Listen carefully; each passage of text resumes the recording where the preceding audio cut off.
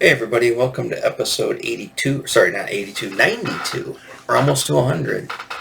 That's pretty crazy. 100, essentially almost 100 hours of video coming up here pretty soon. Since I don't even know when I started when did I start? July? June? I guess. Sometime in the summer I started. I can't remember what it was.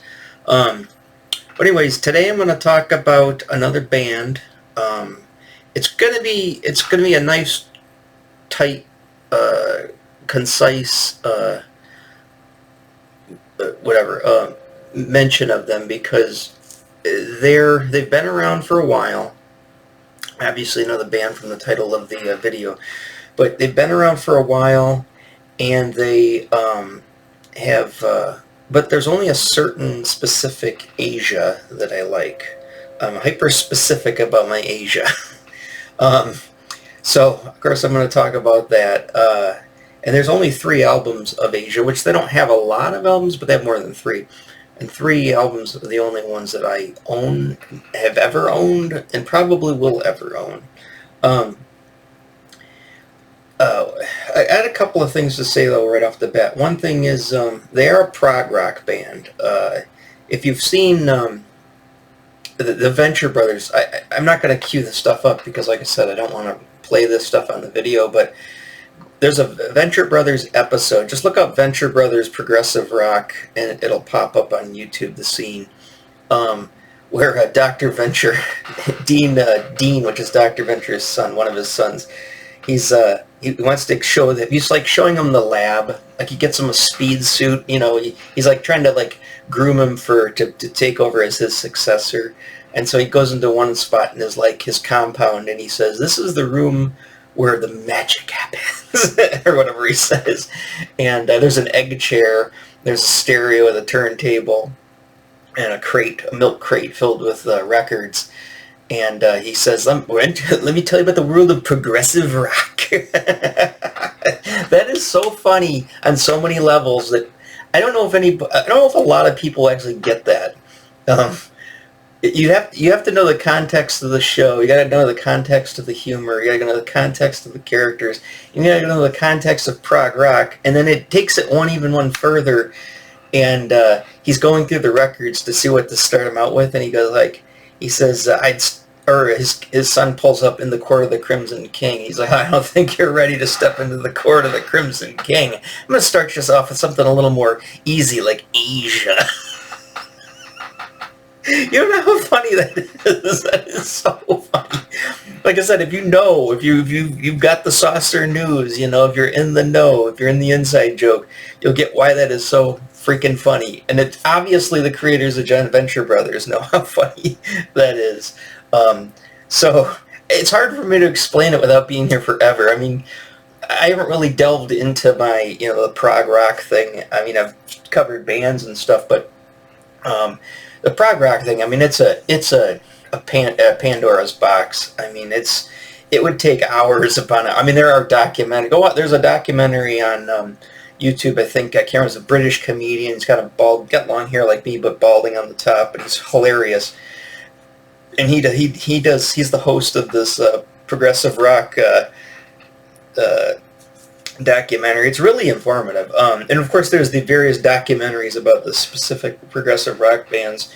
And there's a whole family tree. They're all interchangeable. They all, it's all one giant cross-pollination. I mean, it's such a world, and it is such a world that I can see why not only does prog rock turn off a lot of people, but just the whole, the lore of it is, you gotta really love prog rock to really get into the lore of it. You gotta be a certain type of person. I don't know if you can tell the type of person I am, and maybe I'm not a perfect example of it, but there's it takes a prog rock fan is a unique individual, to say the least. I mean, sure, there are people who are fans of bands that are prog rock bands, but they're not necessarily a prog fan. And I know something serious with me.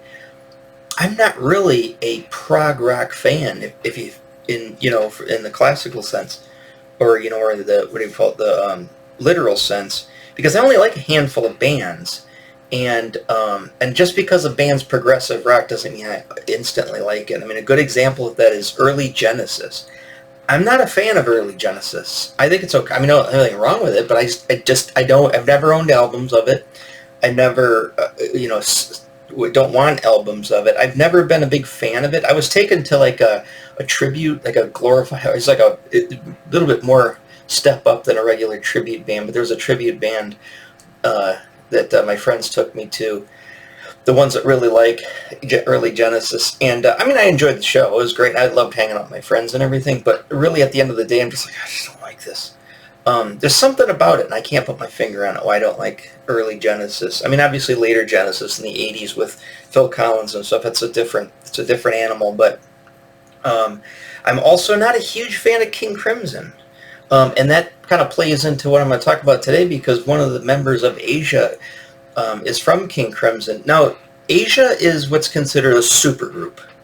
And if you know what a supergroup is, it's made up of musicians from like they call it a supergroup because most of the, and this is why punk rock used to rail so hard against progressive rock, and a lot of people rail against it, is because the height of the virtuosity, meaning the musicianship of the musicians is on such a high level, but that doesn't necessarily mean they write good songs, and so they're way on top. I mean, they get extremely self-indulgent, and you'll notice it. You'll see it on a lot of different albums, and you'll see where bands just kind of go off into the weeds because they get so self-indulgent.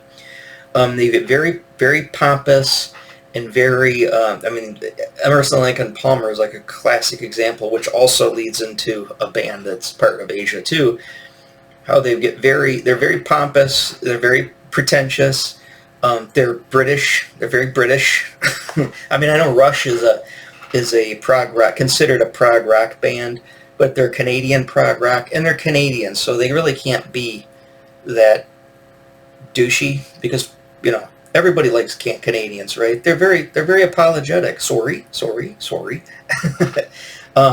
Even Geddy Lee says that. He goes, I think we apologize too much. But the British guys, on the other hand, these bunch of blokes, as they call them, they're something else when they're kind of off the charts. So they turn a lot of people off probably in that regard, and they even turn their own fans off in that regard. At least they do in my case. I can't speak for everybody. The other thing that you got to mention with progressive rock is, and it should go without saying, this is like this for heavy metal, but heavy metal sometimes gets a pass depending on the band. But progressive rock is a dude genre, 100%. Well, 99.99999%. There are a couple of outliers who exist somewhere in this world, living in a cave somewhere in south of Wales, that are female and enjoy more than one progressive rock band. They might even say that they like the genre of progressive rock, but they are almost non-existent. There are a few. I've seen a few at the concerts. They're a particular type, and I'm not trying to put anybody down or anything like that. You guys can rip on me all you want. I don't really care, but I don't want to I don't want to rip on anybody else. But I would say the closest, if you just want to visually picture a female who's into progressive rock, you probably have to think of like a science fiction convention. Not anytime soon, because they're all porn stars and runway models all dressing in costumes. No, go back to the day when it was a sausage fest, right? Go to a science fiction convention sometime in the 80s, or maybe, and this is before my time, into the 70s. Early 70s, even around when Star Trek went into syndication, right? You'll notice there's a particular type of female out there, and I think I might have mentioned this before, but in another video, they're very like a certain type. I'm sorry, I don't know why I'm going off on this tangent, but let's just put a pin in that right there. That it's a dude band. There's very very few women into progressive rock. So that said, going forward, you know what you're in for. If you're not in the know, I would assume if you're new to my channel, you might be new to prog rock. If you're not new to my channel and you're watching, say, more than 5 of my videos, there's a good chance you're aware of it and you know the bands in it, so you know who I'm talking about, and you're aware of bands like Asia. So I haven't gone on a foray into progressive rock, and I don't know if I will particularly, because like I said, I don't really consider myself a prog rock fan. And but like Dr. Venture said, I think the easiest way to I don't want to start anybody off in the Court of the Crimson King, although that's the only, actually that is one of the only albums I like by King Crimson. I'm not a Crimson fan, but even the one when John Wetton was the singer in King Crimson, bass player and singer in King Crimson, I still wasn't a King Crimson fan. I really only like in the Court of the Crimson King. But like I said, let's not let you step into the court. Let's start you off something easy like Asia. So let's get the Asia albums out. Like I said, I finally picked up, and you've seen that because this video is aired after that, but I finally picked up the third album I was looking for, Astra, but I'll get to that.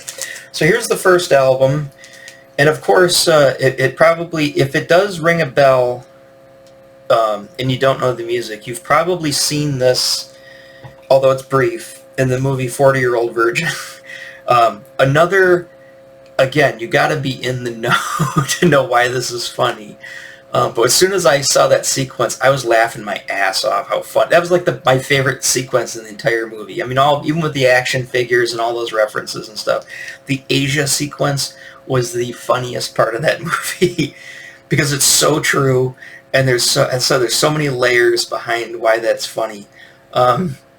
But basically, Stephen Carell is trying to get rid of, I can't remember what his name is in the movie, but he's trying to get ready for the for his date. He's got a date, his first date. He's a virgin, so he's going on his first date, and she's coming, and there's 2 buddies that he worked with there, the 2 screwballs. Seth, what was his name? Not Seth Rogen. Is it Seth Rogen? Yeah, Seth Rogen, and the other guy, Paul Rudd. Which, if you know Paul Rudd, he's aware of this stuff. I mean, if you've seen the other movie with Rush in it. But anyways, so they're sitting there playing video games, and he comes in and he's like, "Hey guys, I'm getting ready for my date." And he's like, "Where's she picking you up?" "Here." He's like, "What?" "She's picking you up here." "Yeah." He's like, "Dude, it's like she can't come here. She's gonna see this place." He goes, "Well, so I got some action figures." She's like, "No, you've got more than just some action figures. You've got more video games than a 12-year-old Korean kid." That's funny in itself. And then he looks up, and there's a framed poster of this album cover on the wall, and he goes, "You've got a framed Asia poster." Did they make fun of you when you went into X-ray? He's like, "No, they didn't make fun of me." But so funny. It's over Electric Drum Kit too. Hilarious. But like I said, I love it when stuff that's really esoteric like that and funny for a lot of reasons that a lot of people don't get. I love it when that stuff shows up in movies. It's hilarious. But anyways, that's the first album, Asia. Now, this came out in 1982. And the reason I really love this album is, before I even learned of progressive rock, was, let's go back to, like I said, my parents got divorced in 81. In 82, we moved into the Great Oaks Apartments, and like I said, my sister bought she joined the Columbia House, booking record and tape club at the time. CDs weren't available. And she ordered some cassettes. One of the cassettes she ordered was this Asia album. It's also her, even though she had to listen to Asia to know, but she probably has a certain, normally she would hate this kind of music, but she probably has some nostalgia for it, because this was her very first concert she went to, was Asia. I think by herself, because obviously we went to concerts with the family, but by herself, this was her first concert. She went with some guy from high school, and they went to the Asia concert, because they were huge. I mean, when they hit, they were huge. I mean, they were huge as just as any other band. So that's the reason why, like, Asia is kind of like gateway drug. It featured, 4 musicians from various prog rock bands. One prog rock, but it was more of a pop kind of new wave band. I'm speaking, of course, of Jeff Downes from the Buggles. The Buggles I wouldn't consider with Trevor Horn, and Trevor Horn, was on the Drama album and produced Yes for a while. I really don't put Trevor Horn and Jeff Downes or the Buggles themselves. I don't really put that Age of Plastic album as a prog band. It's more like a experimental, electronic-y, new wave album. But he's the keyboardist, of course, in Asia. And he's actually the only member that actually survived every incarnation of Asia. And he's currently in Yes, with the current lineup of Yes, along with Steve Howe, who Steve Howe from Yes was the guitar. I'll get into the band here in a minute, but so yeah, that's the first album. Of course, the big song in that album was Heat of the Moment. I mean, you go into any grocery store, at 11 o'clock at night to go pick up some food there because you got the munchies, you're probably going to hear Heat of the Moment in the record, or wherever you go, you're probably going to hear in the Heat of the Moment. You go into Walmart, you're going to hear Heat of the Moment. You probably might hear Only Time Will Tell too. So that was their big follow-up, hit, single off this album. Personally, my favorite is Only Time Will Tell. I like that one over Heat of the Moment. I like Heat of the Moment, but it's not. I think the other song's better. And the reason these songs stick out in my head, and this album, and not only do I freaking love this album cover, I don't have a framed poster of it yet, but I mean, I love this album cover. I always thought this would be cool if I had like a cool custom 70s custom Chevy van, it's like a blue one or like a aqua color, or a fade from like a black to like a, aqua, and it had the Asia album cover on the side of the van. To me, that would be pretty badass. To most normal people, it would probably be hideous. I'd like to have a guitar. I'd like to get a guitar with the Asia album on it. That'd be cool. Or even just the Asia A, or the name Asia on it. But the funny thing also about Asia, most of the album art was done by Roger Dean, of course, too, which was doing a lot of the prog rock at the time. But I love the logo Asia, and it's funny.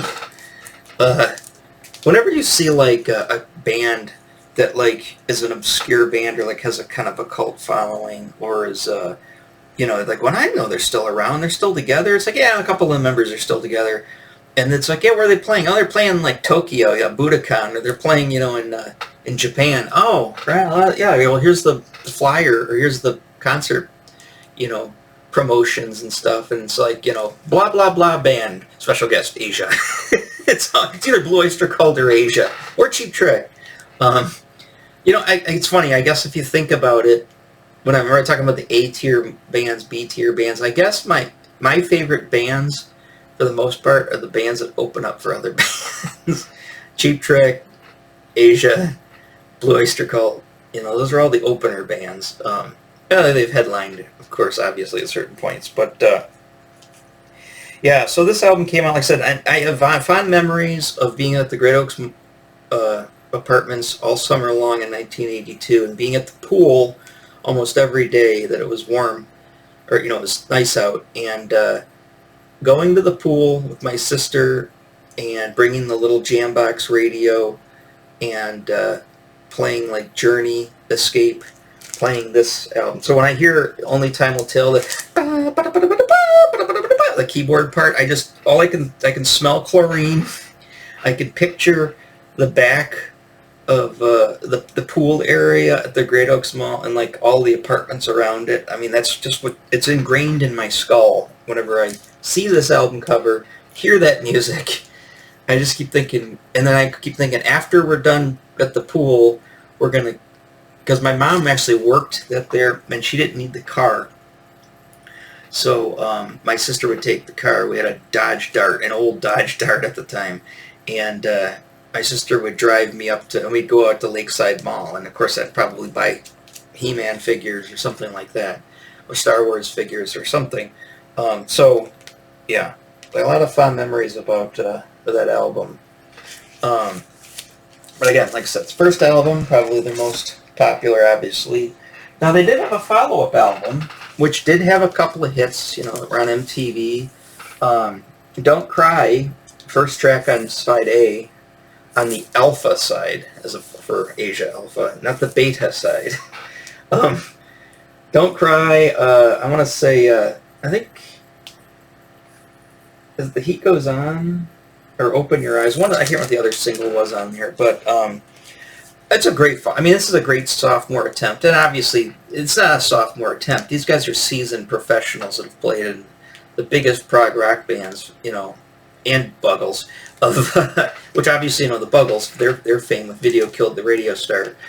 Yeah, you've had these guys were not, like, green by any stretch of the means, so it's no doubt that if they write a kick-ass first album, chances are they're going to write a second kick-ass album.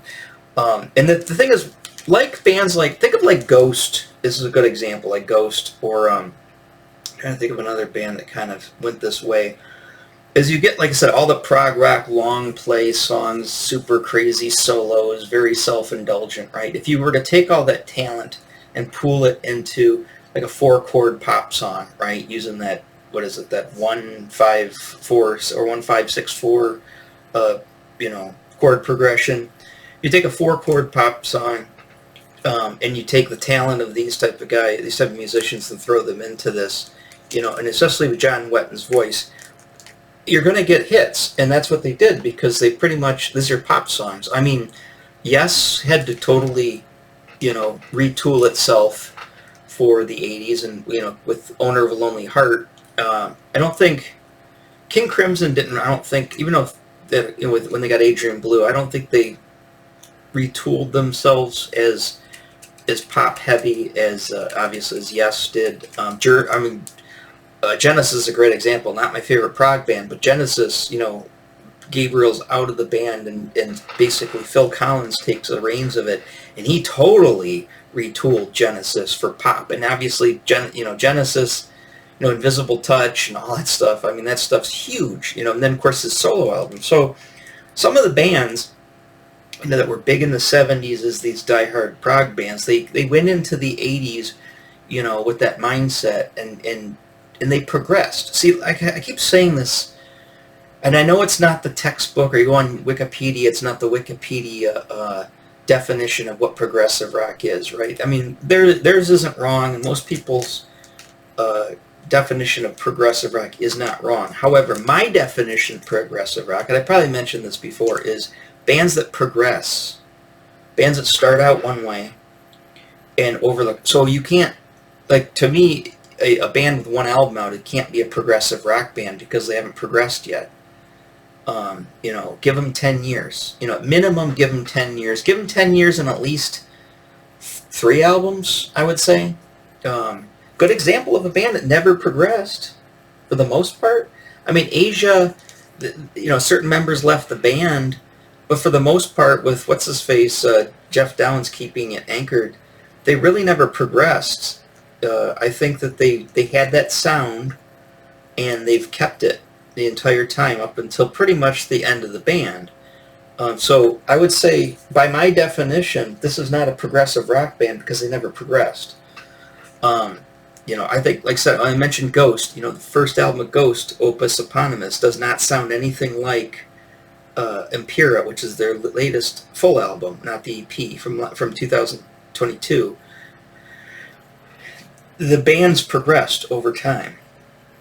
Like I said, you think Genesis progressed. Yes, progressed. Rush is a great example because their 70s Rush, with the robes and the 2112 and all that stuff, that doesn't sound anything like Hold Your Fire. It's probably my son. Like Hold Your Fire.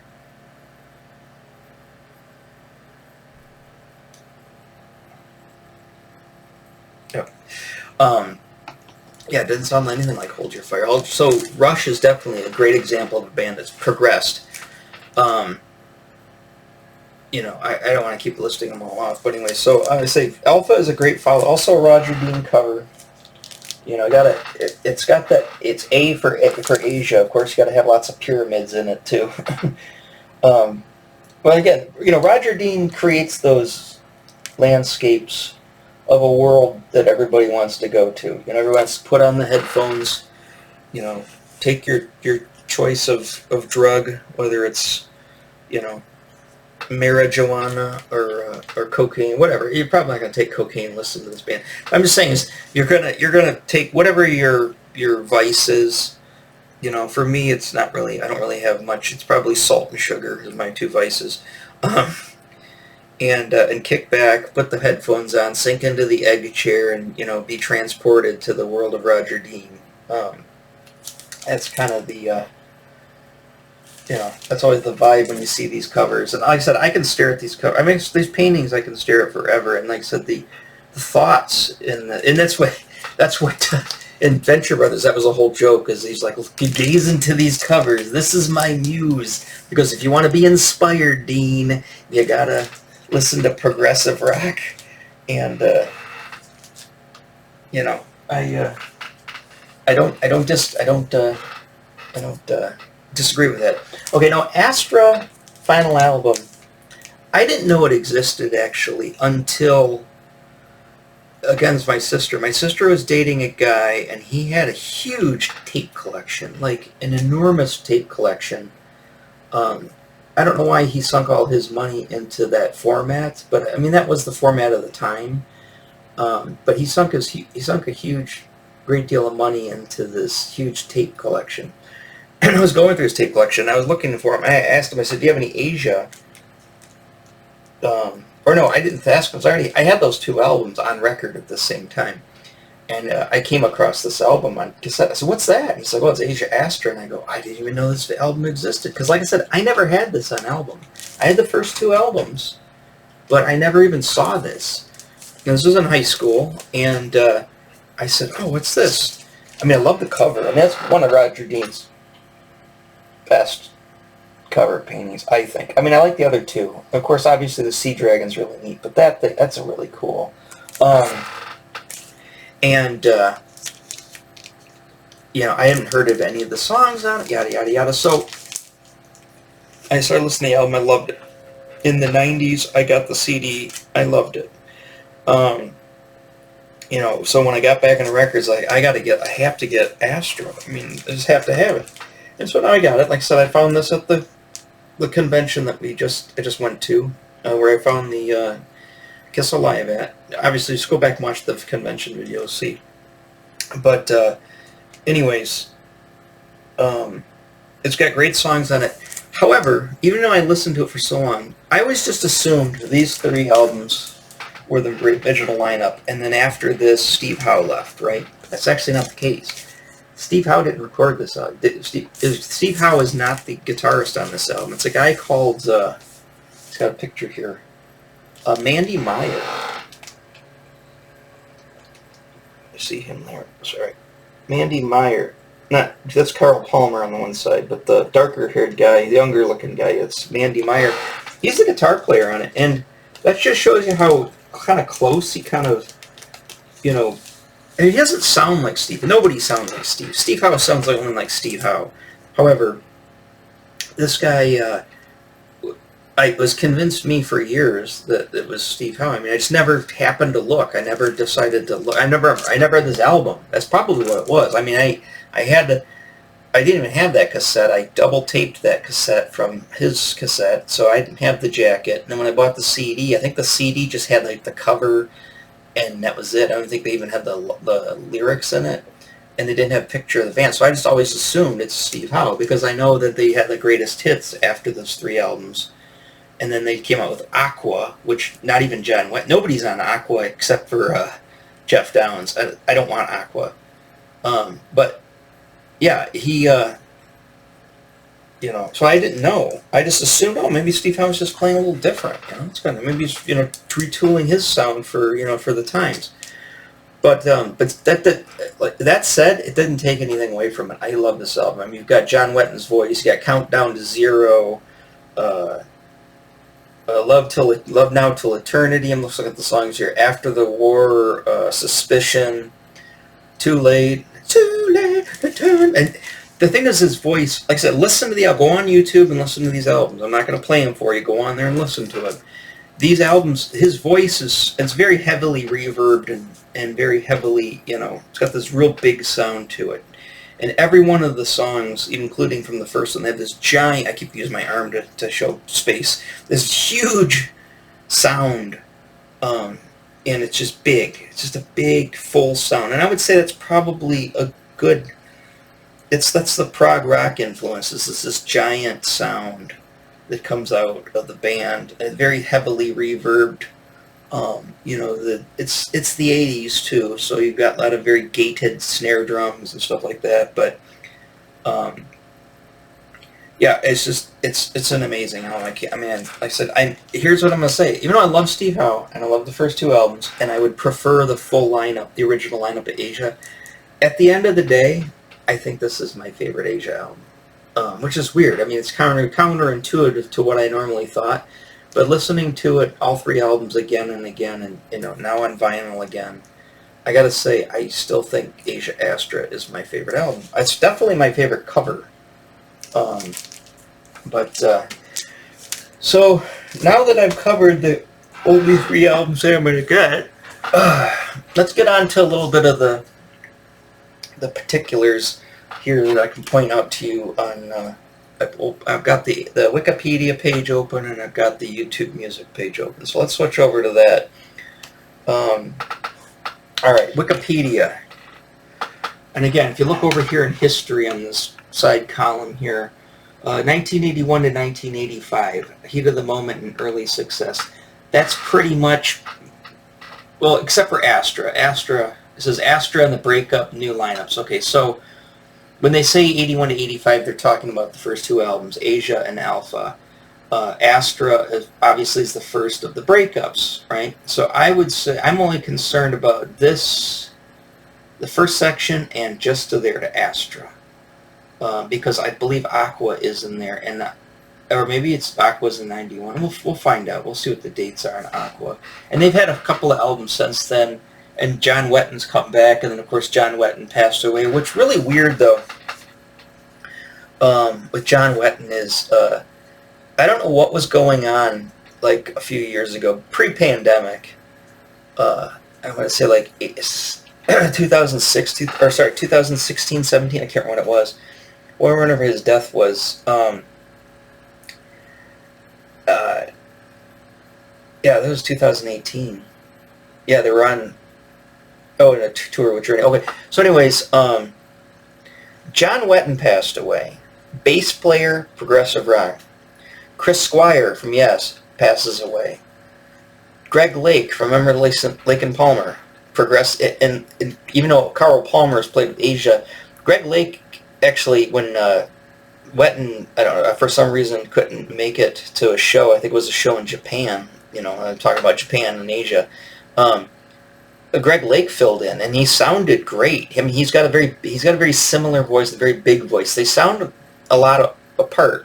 And he played a Steinberger Steinberger bass, which is, I love the Steinberger basses. So he filled in and he played the tour for him, which I thought was really cool. It just shows, it shows these love of these. It's like a fraternity, of dudes that are all, interchangeable.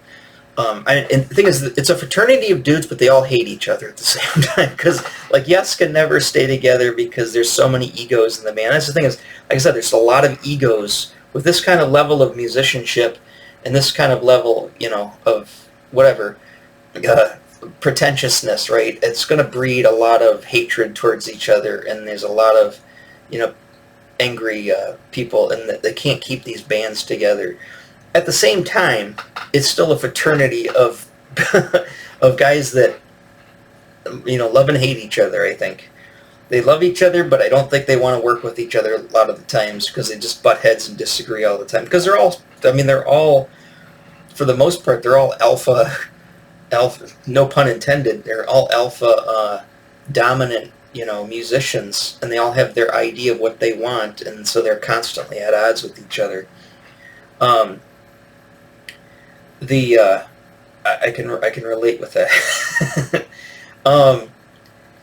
So, anyways, yeah. So if you see these guys in the picture here, I know it's a small picture. If it was a blow up, probably blow up to that side. That's what I thought. But if you don't know, that's John Wetton here. Steve Howe from Yes, John Wetton from King Crimson, and he's done other projects. Carl Palmer, from the drummer from Emerson, Lake and Palmer, and Jeff Downs from the Buggles, and Yes Drama, and now currently Yes.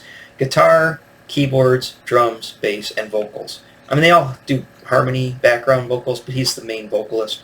I love his voice, like I said. And the thing is funny, I heard like some live shows of his towards the end, towards the end of his life, and oof. he couldn't, obviously you could tell he was struggling. He was sick too. I don't know exactly what took him out. But the other thing that was weird is Greg Lake, Chris Squire, John Wetton, pretty much all of the bass players from all the prog rock bands, they all died all at very similar ages, like mid-60s.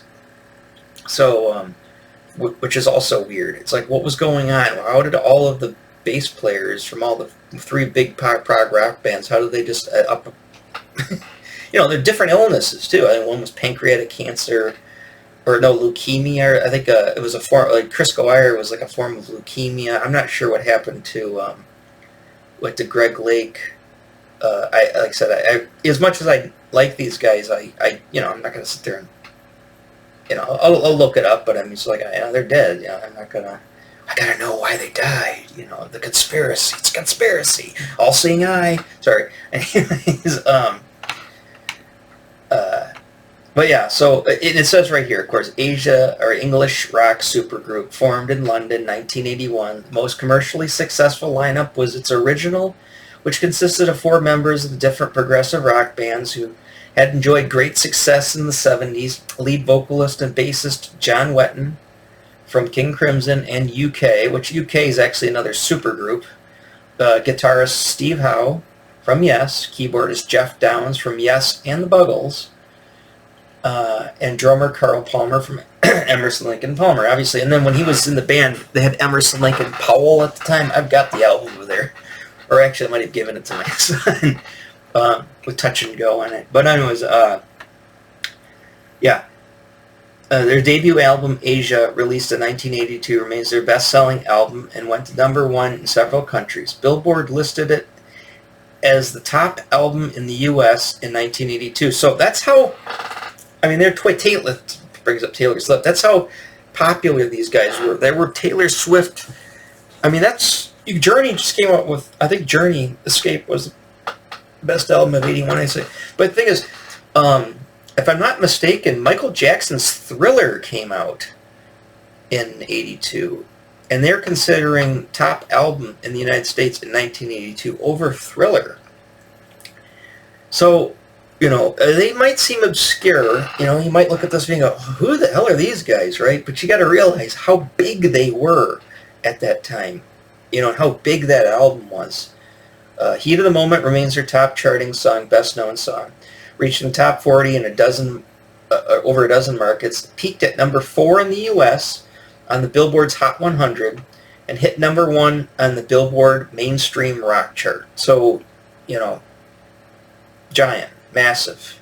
I would say probably, with the exception of Genesis, the Phil Collins Genesis, like Invisible Touch, I would say that Asia is probably the most commercially successful prog rock band of the time because it's a supergroup. And like I said, you took guys with amazing musicianship and then you made them play pop songs, 4-chord pop songs. They're a little bit more than 4-chord. If you listen to the album, there's a little more going on than that. But by and large, that's what... every song's got a hook. They got a chorus with a hook that takes you in.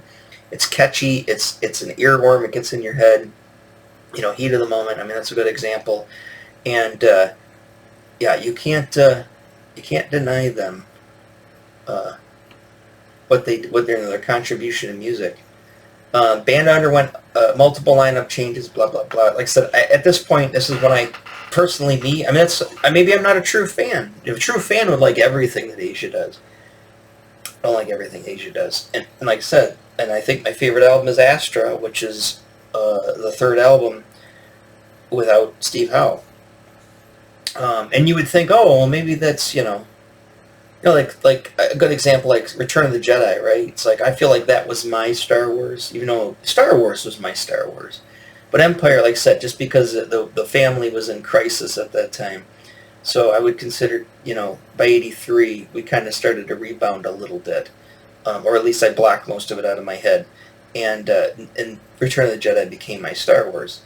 I can't say that with this because technically, I mean, I guess sure. Asia was, my sister had the album, she went to the concert. However, I was listening to it all the time while she was, when she discovered it. So it's still kind of my album, that first Asia album. I would say, if anything, and this has nothing to do with the album because I love the album, I would say Alpha, to me, is probably the most distant one because I don't really have anything to attach it to outside of just being the second album. Because you've got the first Asia, like I said, Great Oaks, my sister, that whole thing. There's a nostalgic connection with that album. There's Astra, where I discovered it from my sister's boyfriend's tape collection, and then I ended up, getting into it on my own and kind of focusing out, plus being my favorite cover of the three. But the middle one, Alpha, it's, like I said, it's the most distant to me, but there's only 3 albums, so it shows you how, and I love them all. So it shows you how distant it is. It's not that distant. It just happens to be the third one. Yeah, like I said, you can go on here and read the history if you. I'm not going to read the whole history, but go on here and read the history of them if you really want to know more about them. If you want to keep reading with the lineup changes, and then this guy, I think that's the guy that tried Aqua. Oh, I just want to listen to Aqua just to give it a chance. But like I said, there's only Jeff Downes, and Jeff Downes can't keep. Just like Yes, if Steve Howe passes away, Jeff Downes is it. He's the only one left in Yes. I don't even like that version of Yes now to begin with. But at that point, I mean, they're not even a blip on my radar because Alan White passed away, Chris Squire's gone, right? So now you've got good musicians to fill their spots, but they're not the ones I like, and if Steve Howe and Jeff Downes the only original members of the band, and Steve Howe is getting up there, I mean, it looks like the Crypt Keeper now. If once he buys the farm, it's it. Downes is the only one left, and like I said, Downes can't, if he can't keep me interested in Asia with him being the sole member, it's not going to happen in Yes either. So let's fast forward. Let's go over to the little deal. How are we doing on time? All right, we're almost there. I'm not gonna go. Like I said, this is just kind of my.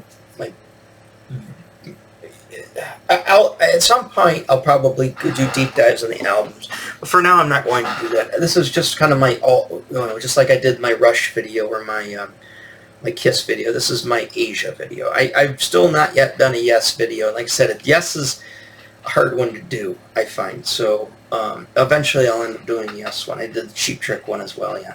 So if you, like I said, the best thing I'd say, I keep saying this over and over again, if you go to YouTube Music, hit songs, listen to these in order, this will probably give you all of the best songs. And like I said, right off the bat, first album, Heat of the Moment, Only Time Will Tell, boom, boom.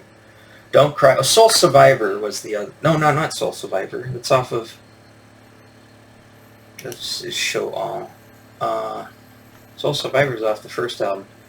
Oh, The Smile Has Left Your Eyes. Okay, so Don't Cry and The Smile Has Left Your Eyes.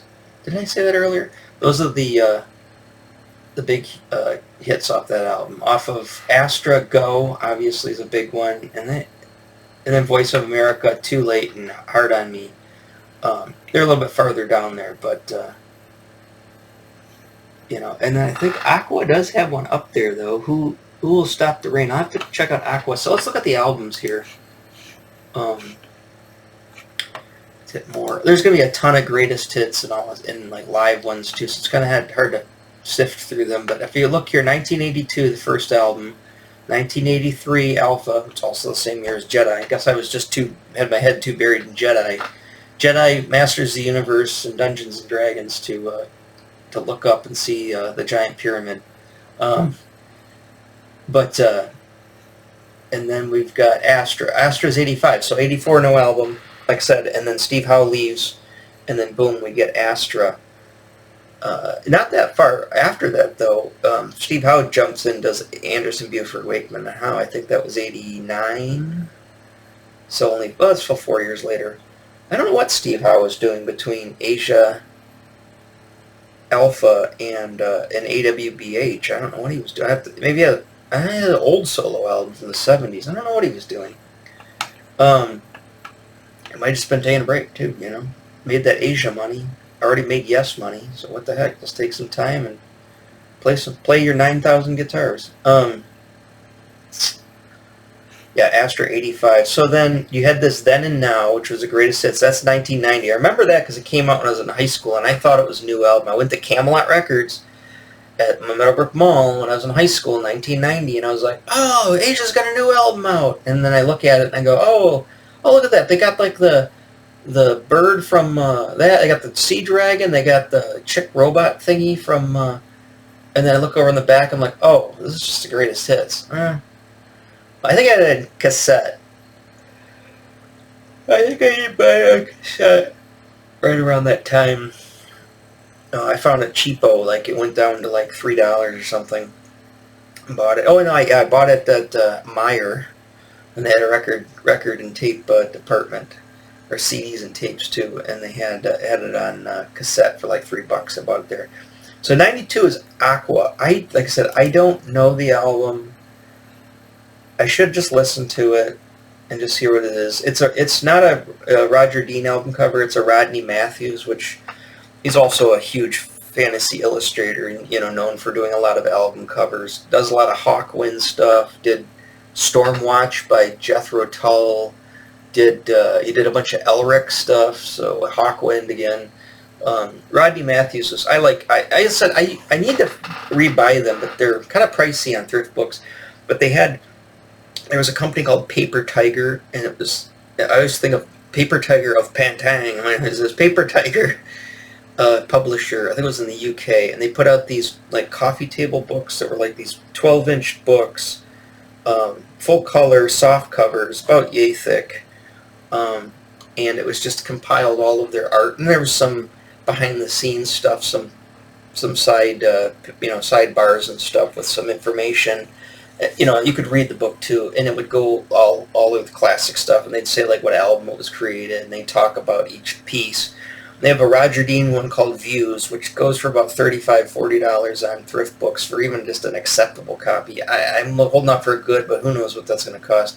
I found mine. Well, I don't have it anymore, but I found mine at Time Traveler's comic book shop of all places, back in like the early '90s for like, I think it was like 90. It was when the Greatest Hits came out, and it was like they went like $10, which is weird because Mike, the guy who runs that place, he's pretty he's always looking for cash,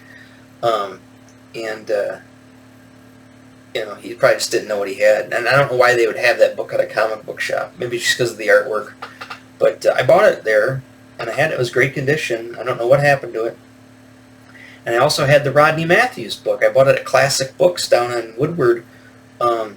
The same book by Paper Tiger, exact same thing for Rodney Matthews artwork. And actually that one's not even available right now in thrift books. I got it on my wish list, but that'll probably go for a lot. It probably won't go as much as the Roger Dean. Roger Dean will probably go for more. So, anyways. So there's Aqua. After Aqua, I think the band is no more until the 2000s, I believe. And then they kind of did a resurgence. They put out some greatest hits, or Asia Gold, or whatever that was. Or then here's the Essentials Asia. Actually, the very best of Asia 2000. No, actually, I bought that. My friend said that he said somebody gave it to me and it ended up in my place. So I must have given it to him.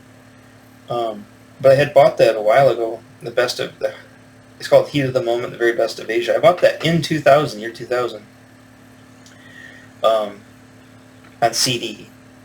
And then, of course, then they went on secret. Then they said they start playing a lot of Live in Tokyos. It seemed like a lot of Live in Tokyos. Live at Budokan, Tokyo. It's just like, I don't know, Asia. Maybe it's because the band's name's Asia, or just because a lot of Japan. A lot of those opener bands are headliners in Japan, and they got to play Budokan. So that's what I always think about Live at Budokan, Asia. That was my joke back in the 2000s there, which made sense because they were playing at Budokan all the time. There was a symphonic one. There's all these other different like live compilation, whatever. But as far as studio albums, I think that XXX 12. I don't know. I've got to do a little bit more. I got to read the Wikipedia page myself. Past I have to go into the what is it here? Yeah, Down's Pain era. Oh, that's 2006. The original Asia reunion, 2006. Yeah, that sounds about right. That's when his voice started to really crumble. But I'll have to read into that and see what albums they actually put out. New studio album entitled Phoenix was released on Frontier Records in 2008. Let's go back. What was it called? Phoenix? 2008. Right there. Okay, so it's a studio album, so they'll probably doctor up his voice if his voice is starting to fall apart. But I'll have to listen to that too, because if that's a studio album, that's the original lineup of the band. That's definitely worth listening to, just see if they still had it or not. Not that like I said, John Wetton's voice is starting to go. Steve Howe now sounds a little old when he plays, but he still had a lot of energy at this time. And so did Palmer and Downs. And Downs seemed to always have energy. I don't know what drugs he's taken, but I need to take those drugs. But yeah, so anyways, that's interesting. So I learned a little bit myself about a band that I really like. I just kind of stopped, and saying that, it's not like... I'm just saying, so now that I'm getting back into records, a lot of my, and I kind of did this even then too, was when I started to buy a lot of this stuff on CD. A lot of my rekindled my fascination and my passion for these bands. So now that I got the records again, it's the same thing. Just kind of rekindles my passion for it. This album will probably forever be the butt of everybody's joke, thanks to 30-Year-Old Virgin. I'm sure if I got a T-shirt of that and walked around with it, people would probably go, "Oh, it's that Asia shirt," or they wouldn't know what it is. A lot of you people watching this, you're probably, "Ooh, Asia what?" Like I said, if you're of my age around, you know exactly who they are. And if you've been watching my videos, you're probably in the same ilk as myself as well, and so you should know who this is. But if you're new to it, you might not know. I'm sure a lot of millennials and zennials have no clue who Asia is. Not a clue. And if they do, they just think, oh, it's some boomer band. Which it technically isn't. So I keep seeing that whole, millennials or zennials versus boomers, how they consider everybody who's not a zoomer is a boomer. It's just like, no. My parents, my dad's not even a boomer. My dad was a lost generation. My mom was a boomer because she was younger than my dad by a couple of years. But she's like one of the early adopters of boomers. But Generation X, we are the next, I'm just like my dad, we are the next lost generation. People forget about Generation X. We're 1965 to 1980, who born in that time, right? So like I said, my sister was born in 65. She's first generation, so she's almost a boomer. But I'm smack dab in the middle, because I'm not, if I was born in 80, I would be almost a millennial, right? But I was born in 73. You can't get any more centric, dead center. Let's see, what's the You got 65, 66, 67, 68, 69, 70, 71, 72, 73. So, and then 74, 75, 76, 77, 78, 79, 80, 81. Yeah, I'm right dead center of what do you call it? Of Generation X. So, and we're the lost generation because everybody thinks we're boomers because we're old, but we're not. And here's the thing: I was talking to my boomer, my Gen X friend. We were talking about Asia and stuff. Is I'll close on this too. So, we're you don't realize that I'm 50 years old, right? The first time, I know obviously it came out a couple of years before this, but when I first got the internet, like I literally had my own computer that I could sign on AOL and do the internet, I was 25, right? Or almost 26, right? So in my 50 years of life, I've spent half of my life without the internet and the other half with the internet. Now, obviously, hopefully I'm going to live for another 30 years at minimum. Majority of my life is going to be the internet, right? However, all my formative years, up until, they say that your mind, they say this for female and men, but more specifically men, that the synapses, all the different, circuit connections in your brain pretty much are all plugged in. They're done fusing together, and you're supposed to be, fully emotionally developed at age 25. So if that's true, and it's true with me, then I spent my entire first half of my life, my formative years of my life, without the internet. So, but the thing is, they say you can't teach a dog new tricks. Well, we weren't that old. 25 is not that old, right? So I've spent 25 more years with the internet, right? So I know how to do, all my work is done on the internet. I know how to use the internet. Now, sure, I might bang my head up at the wall sometime. My son comes in and can do something a lot faster than I do because I'm getting old. But, when I hyper-focus on things, and usually this means I'm not hyper-focused on it, but when I hyper-focus on something, I get laser beam accuracy, and I can pretty much figure anything out for the most part, maybe with a little help. Because like I said, I do run into brick walls and stuff, I was my one friend tried to show me how to do some stuff. He was a couple of years older than me, but we kind of figured it out together, but plus I can't read very well, and I'm not that smart, so it's hard. That part's also kind of a detriment. But anyways, like I said, I've spent half of my year with the internet, or half of my life with the internet. So I've got one foot stepped in the old world, and I've got one foot stepped in the new world, pretty much equally. So it's funny when people who are like Zoomer age, or whatever, Gen Z, and they go, oh, they're all boomers because, they're all grandpa. You don't know how the internet works, grandpa. It's like, no, I'm not a boomer. Yes, it's true. The boomers are like that. I agree with that part.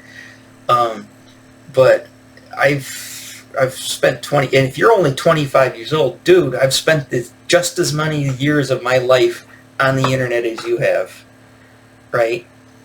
I saw everything happen. I saw video games start.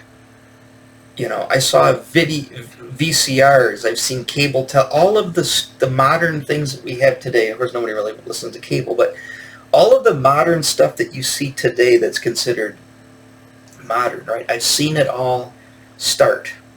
I've seen it come from nowhere. I remember hearing just people talking about the information superhighway, right, until what it is nowadays. So I was there, right, and I was not that old. I was still of a certain life or mindset where I could learn new things.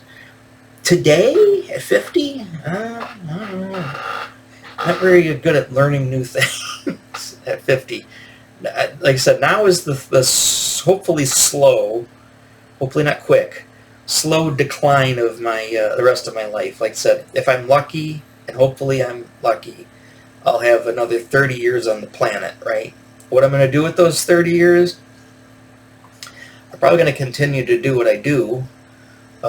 Am I going to think differently, or if I'm going to somehow wake up and be, enlightened, or as people want me to be? No, you know, people, people have said, hey, you should. What should I do? If you think that way, you should. Yeah, who cares? I don't care, right? You're like, if you act like that, you're not going to get any dates. I don't want any dates. If you think like that, you're not going to get anywhere in this world. I haven't really gotten anywhere in this world in 50 years. What do you think? What makes you think I'm going to do it right now? At my decline of my life, I don't know. People, I've got my choice words for people, without insulting anybody. There's a certain place they can stick it, pretty much. So I'll end on that note. So yeah, Asia, I love them. Not saying you love them, but I think they're worth checking out. Like I said, if you're into this stuff, hey, and if you liked them before, hey, maybe you should get back into them. I don't know. I'm trying to tell you, these are bands that influenced the way I am. And maybe that's not a good thing, so maybe you don't want to stay away from my influences if you don't want to be like me. But yeah, these are just the things that inspired me to do what I do, and just little things that help make me. And there's a lot of people that can relate to that out there too. So I'm not the only one. All right, I'll catch you on the flip side of this one. Not a clue what I'm doing tomorrow. For my next video, I've got a couple of books. Books? Yeah, I have at least one book coming that I want to do a video on from Thrift Books. I had some weird issues with my credit card over the weekend, but I had to pay things with PayPal. It's all fixed now, but it's just my bank switched over with a new website, and I don't know. I don't know if it has anything to do with my debit card, but it just got weird. It's all fixed now. No false charges or anything. Nothing crazy like that. Just basically locked up for a few days for no apparent reason. Oh yeah, there it is. See, now the new bass on the bass stand over there. My son's played it. He loves it. I love it so far. I had to make one adjustment though. I had to adjust the truss rod just a hair, and I'm not the best at that, so I don't know if I got that right. I had to turn it clockwise, so I had to tighten it about half a turn, almost 3/4 of a turn, to kind of get a buzz out, and the buzz still isn't gone. I don't want to go too much farther because it's starting to lift the action up, so I'm going to let a professional handle it at some point. And just set it up. Like I said, I've watched plenty of videos. I don't have the special tool to measure anything, but I usually just eyeball things, or if it feels right, and it plays fine. I'm just saying I want the neck just a little bit better. Basically, it's that F, first fret on the E string, likes to buzz. Doesn't really come through on the amplifier, but it kind of bugs me. I don't like that. Every other fret's fine. But yeah, like I said, I love that really yellow action when I first got it, and obviously because that neck was bowed.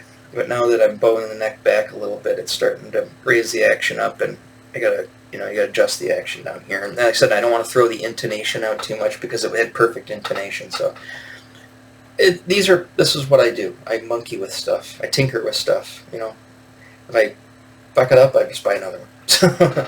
All right, I'll let you guys go. I won't talk for my hour. I will see you on the flip side. All right, bye-bye.